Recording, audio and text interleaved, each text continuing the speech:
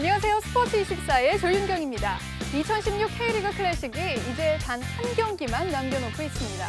지난 라운드에서 전북과 서울이 나란히 승리하며 우승 경쟁을 이어갔는데요. 결국 왕좌의 주인공은 최종전에서 가려지게 됐습니다. K리그 클래식 37라운드 빅매치 하이라이트로 준비했습니다. K리그 최종 우승팀은 누가 될까요?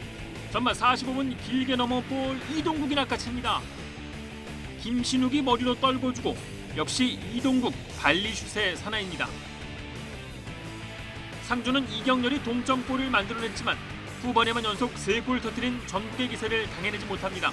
결국 4대1로 승리하며 선두자를 지킨 전북. 2위 서울과의 최종전에서 비기기만 해도 3년 연속 왕좌에 오릅니다. 추격자 서울의 기세 역시 만만치 않습니다. 전반 10분 중거리 슛! 박용우의 오른발입니다. 28분에는 윤일록의 발리슛까지 터집니다. 서울은 한 골을 만회한 전남을 2대1로 꺾고 우승을 향한 의지를 불태웠습니다. 유럽으로 갑니다. 이 슛은 어떤가요? 세계 최고 몸값을 자랑하는 가레스 베일입니다. 그러나 약체 레기아 바르샤바가 연달아 3골을 몰아칩니다. 회색이 짙던 후반 39분 코바치치가 레알 마드리드를 벼랑 끝에서 구해냈습니다. 잉글랜드 아스널은 불가리아 루도고레츠 원정에 나섰습니다. 외질이 1명, 2명, 3명을 따돌리고 역전골을 뽑아냅니다. 아스널이 16강에 안착합니다. 레버쿠젠에 진 토트넘은 16강 진출이 불투명해졌습니다. 손흥민은 선발 출전했지만 침묵했고 팀은 조 3위로 떨어졌습니다.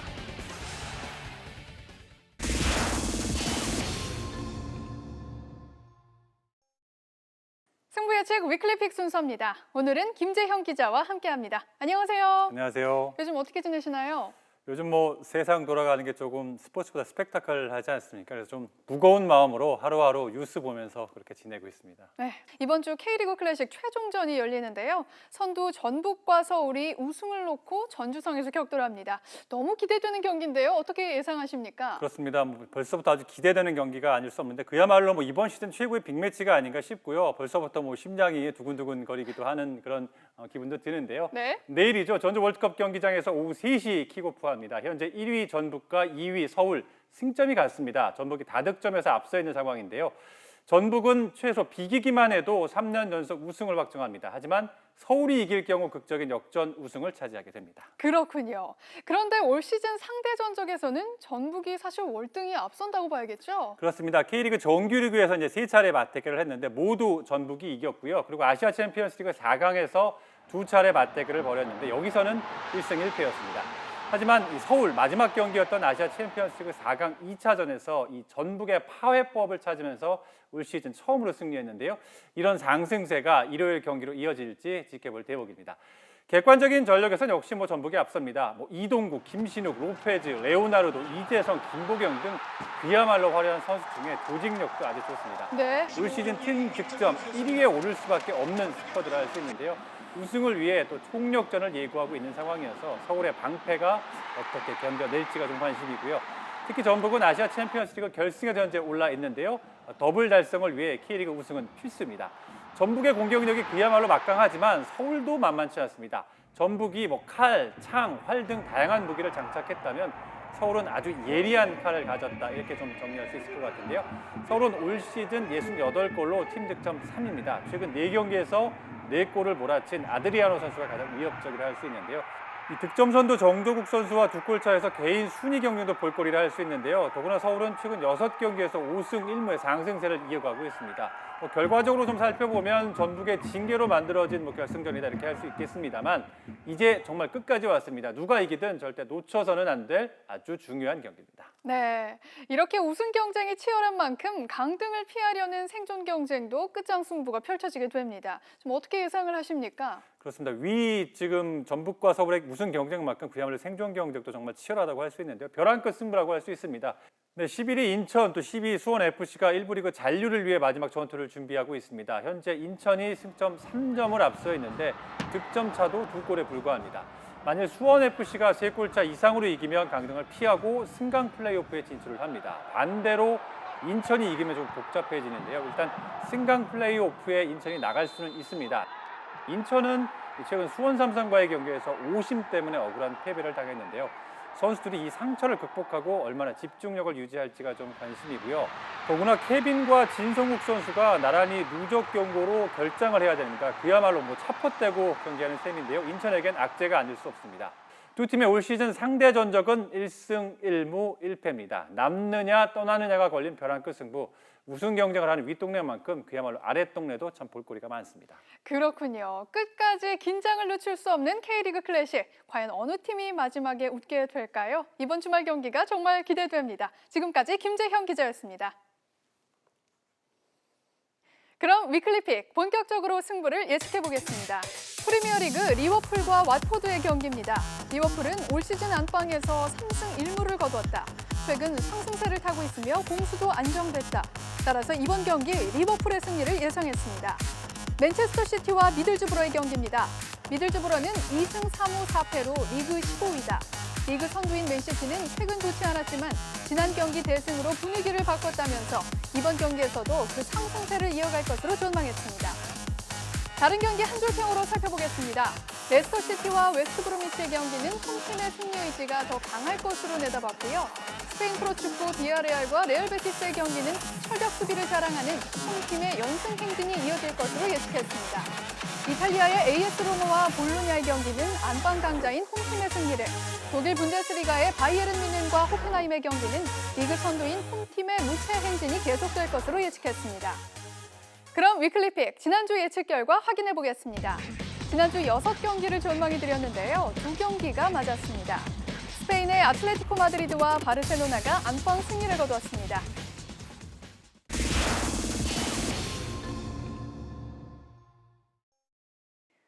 남자 프로농구가 역대급 신인 선수들의 등장으로 도약의 기회를 맞았습니다.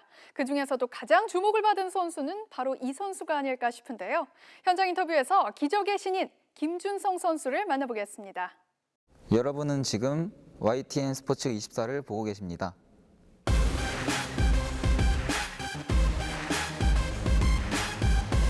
신인 드래프트 할 때 네. 저도 이제 현장에서 취재를 하고 있었거든요. 왜 그렇게 금방 오셨어요? 막 힘들었던 그런 부분이나 부모님 생각이 나면서 모두 다 안 될 거라고 했거든요. 그럴 때 저희 부모님, 엄마만 힘내라고 해주셨습니다. 모두 다 안 된다 그럴 때. 제가 재작년에 떨어졌을 때 아빠가 항암치료 후유증으로 누워 계셨거든요. 아빠, 열심히 하겠습니다. 간암으로 판정을 받으셨더라고요. 제가 드래프트를 코앞에 두고 그게 마침 또 떨어지니까 약간 좀 최악의 상황 이런 느낌이 정말 힘들었어요. 그때는 막연한 꿈이 없이 그냥 하루 돈 벌어서 살고 그랬던 생각했으니까. 농구공을 다시 잡은 계기가 뭐였죠? 제가 간간히 농구는 했거든요. 농구를 하고 들어오는 제 모습이랑 일을 하고 들어오는 제 모습이랑 힘든 거는 비슷한데 얼굴 표정이 완전히 다르더라 이렇게 말씀해 주시고, 프로를 가든 못 가든 농구로 잘 되든 못 되든 좋아하는 농구 하라고, 실패하고 노는데 아들이 이렇게 얘기해 주셨어요. 그래서 하게 됐습니다. 포기하지 않고. 이제는 제가 효도할 때가 온 것 같아요. 그래서 좀 맛있는 것도 먹으러 가고 좋은 옷도 사드리고 여행도 같이 가고 할 테니까 건강하게 같이 오래 살았으면 좋겠습니다. 저랑 같이. 네. 건강하면 좋겠어요. 네.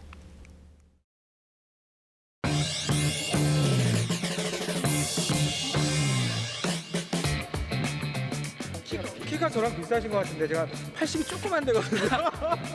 비슷하신 것 같아요. 그 키가 작다 보니까 일단 슛 기회를 기본적으로 잡기도 쉽지가 않거든요. 슛 찬스가 나면은 거의 다 들어간다는 생각으로 그런 수준이 될 때까지 연습을 해야 된다 생각하고요. 네. 제가 이번에 처음 느껴봤는데 연세대학교랑 시합할 때 80대 77로 역전을 당했어요. 2분 남겨놓고 지금 무너지면 아무것도 안 되겠다. 그때 제가 동점 3점슛을 넣고 1분 10초인가 남기고 도망가는 3점슛을 넣었거든요. 그때 너무 짜릿했어요. 이게 농구구나.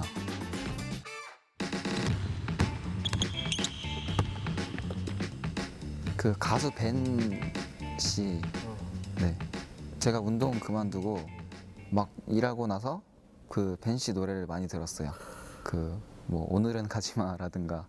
한 소절만 좀. 아 제발 노래 여기서 부르려면 저 절대 못 부른다 진짜로. 네, 한번 봐주십시오. 오늘은 가지마 이런 노래입니다. 음정이 좋으시네요. 씨가 요 앞에 있다고 생각하시고 한 말씀 해주신다면.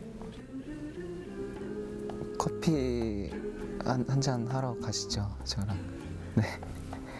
이거 너무 센 거 아니야? 스타일이시구나. 뭐 중후반쯤에는 팬들이 보실 수 있지 않으실까. 예, 본인이 하기에 달렸어요. 그리고 프로에 온다고 그게 다 성공이 아니거든요. 프로에서 꼭 성공할 수 있는 그런 선수가 됐으면 좋겠습니다.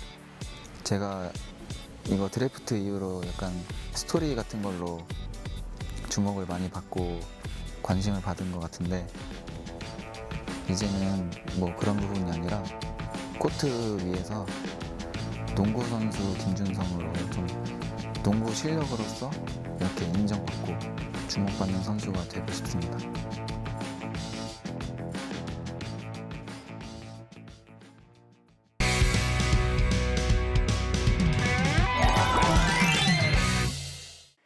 유도의 기본 정신은 유능재강, 바로 부드러움이 강함을 제압하는 겁니다.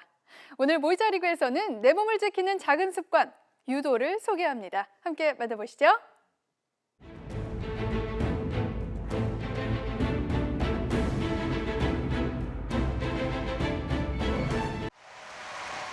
우리가 보고 느낀 유도는 선명한 복근을 뽐내며 상대를 맺히는 화려한 격투기입니다.